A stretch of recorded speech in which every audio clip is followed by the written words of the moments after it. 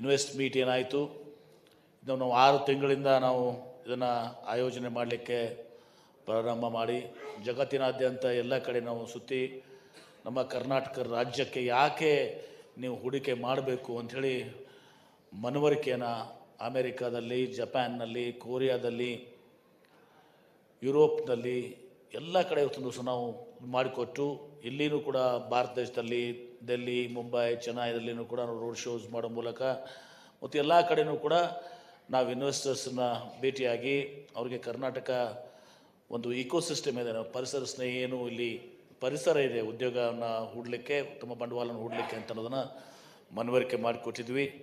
ಇವತ್ತು ಅದರ ಪ್ರಯುಕ್ತ ಇವತ್ತು ಸಹ ಭಾಳ ಸಂತೋಷದಿಂದ ಹೆಮ್ಮೆಯಿಂದ ಹೇಳಕ್ಕೆ ಬಯಸ್ತೇನೆ. ಇವತ್ತು ನಾವು ಅನಿಸಿದ ಹಾಗೆ 10,27,378 ಕೋಟಿ ರೂಪಾಯಿ ಇವತ್ತೊಂದು ಸಹ ಇನ್ವೆಸ್ಟ್ಮೆಂಟ್ಸ್ ನಮಗೆ ಬರ್ತಾ ಇದೆ. 6 ಲಕ್ಷ ಉದ್ಯೋಗಗಳು ಸೃಷ್ಟಿ ಆಗ್ತಾ ಇದ್ದಾವೆ. 6 lakhs 6 ಲಕ್ಷ ಉದ್ಯೋಗಗಳು ಸೃಷ್ಟಿ ಆಗ್ತಾ ಇದ್ದಾವೆ. 75% ಇನ್ವೆಸ್ಟ್ಮೆಂಟ್ಸ್ ಏನಿದೆ, ಭಾಳಷ್ಟು ಸಮಯದಲ್ಲಿ ಮಾಧ್ಯಮದವರು ವಿಶೇಷವಾಗಿ ನಮಗೆ ತಾವು ಕೇಳ್ತಿದ್ರಿ. ನಮ್ಮ ಉಪಮುಖ್ಯಮಂತ್ರಿಗಳು ಅಂತೂ ಯಾವಾಗಲೂ ಕೂಡ ಬೆಂಗಳೂರನ್ನ ಡಿಕಂಜೆಸ್ಟ್ ಮಾಡಬೇಕು, ಬಿಯಾಂಡ್ ಬೆಂಗಳೂರು ಹೋಗಬೇಕು ಅಂತೇಳಿ ಇವತ್ತು ಸಹ ಅವರು ಕೂಡ ಸತತವಾಗಿ ತಮ್ಮ ಮಾತುಗಳಲ್ಲಿ ಇವತ್ತು ಸಹ ಹೇಳ್ತಾ ಇರುವಂಥದ್ದು ತಾವು ಗಮನಿಸಿದ್ರಿ. 75% ಆಫ್ ದಿಸ್ ಇನ್ವೆಸ್ಟ್ಮೆಂಟ್ಸ್, 75% ಇನ್ವೆಸ್ಟ್ಮೆಂಟ್ಸು ಇವತ್ತು ಬಿಯಾಂಡ್ ಬೆಂಗಳೂರು ಇದಾವೆ. 10 ಲಕ್ಷ ಕೋಟಿಯಲ್ಲಿ 75%. Happy to share with you.